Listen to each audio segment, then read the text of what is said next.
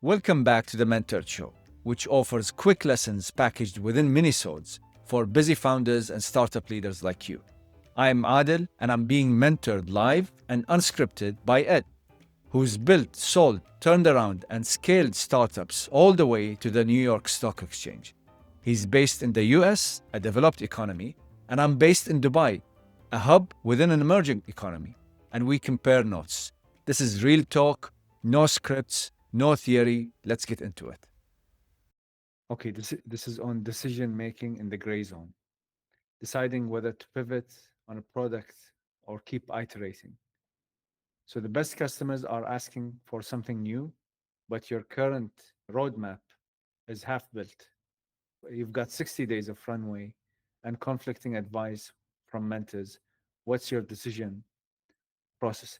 So I think you touched on this a bit earlier, which is on do you what's the process of adding new features into a product?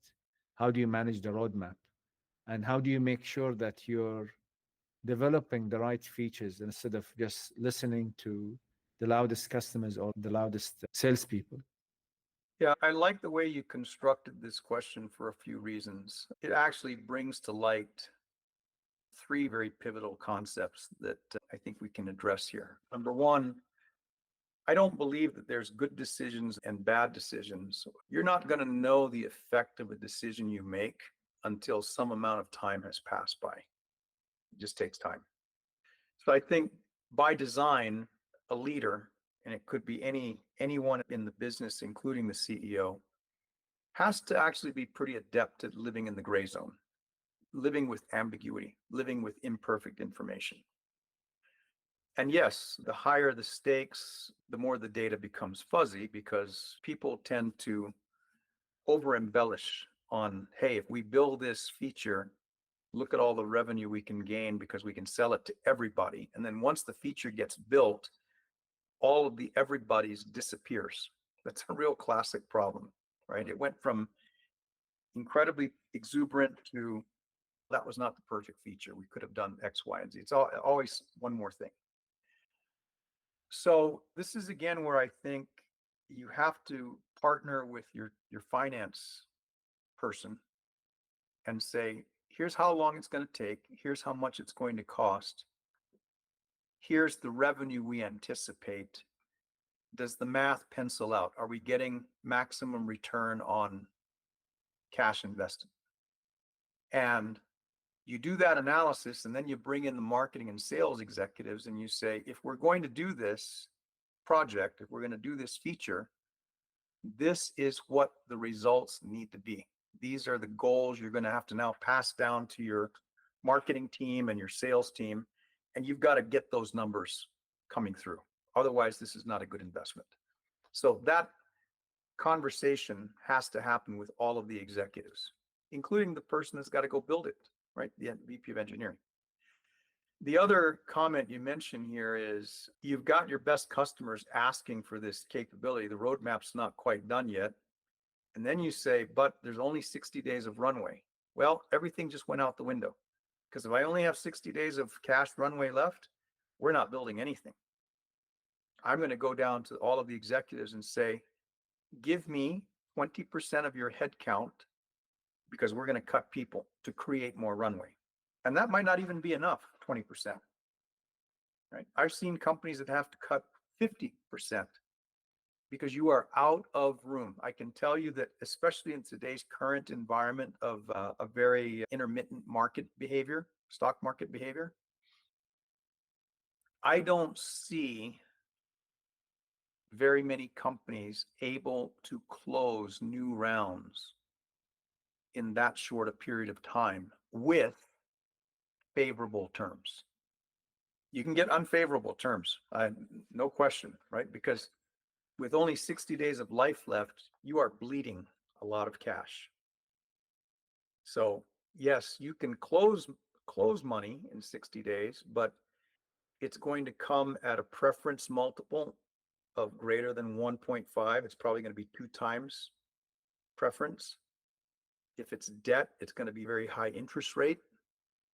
There will be something that will be very expensive for the company.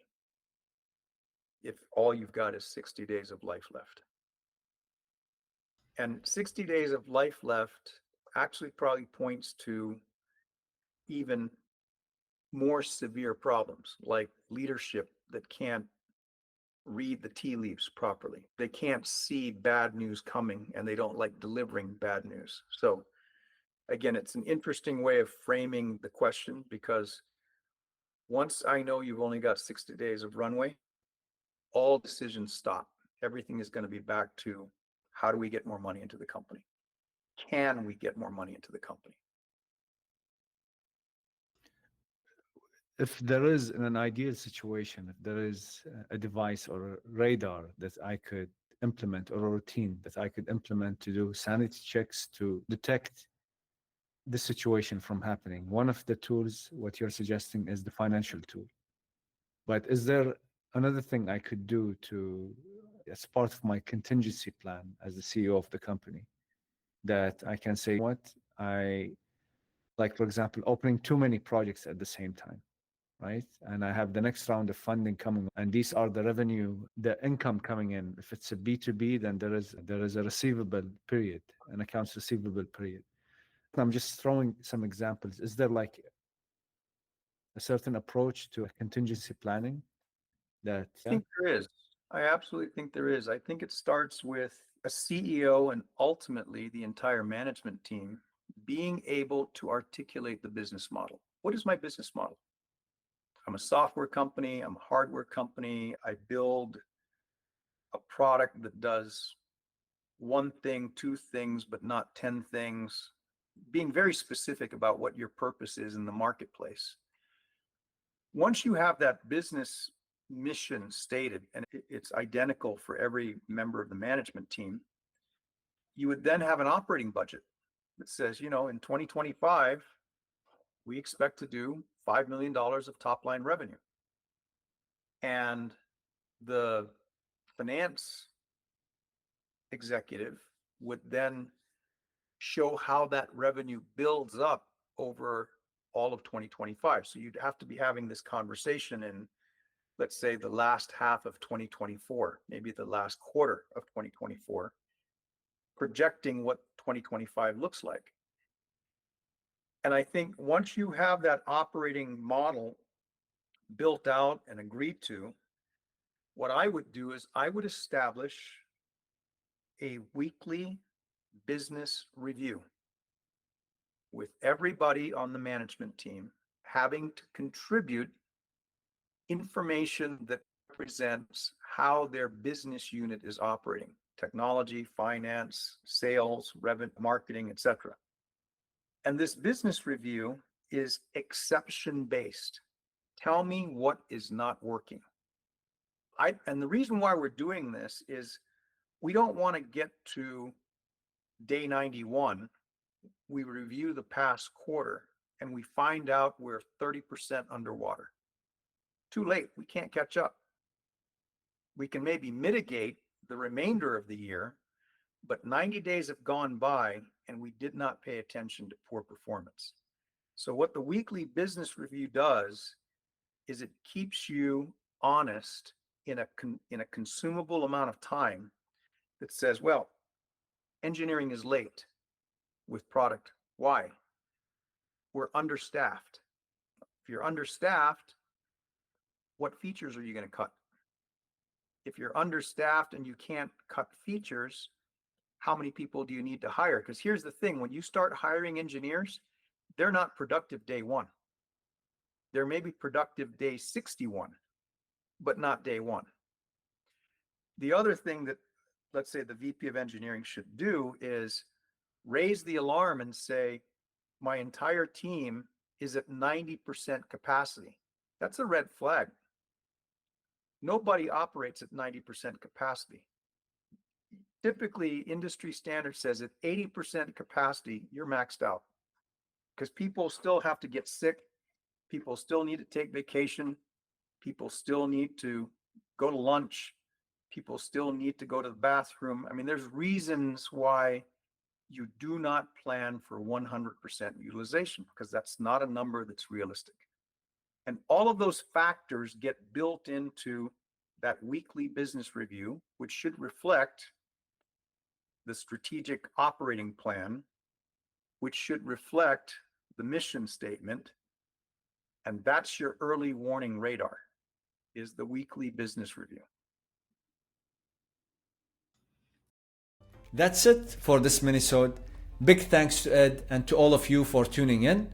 If this sparked something, hit subscribe so you don't miss the next one, and make sure you share it within your network. Got a question for Ed? Drop it within the comments. See you next time.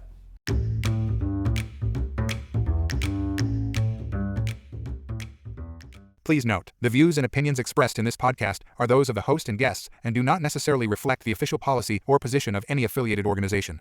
The content provided is for informational purposes only and should not be considered as professional advice. We encourage listeners to conduct their own research and consult with relevant professionals before making any business or career decisions.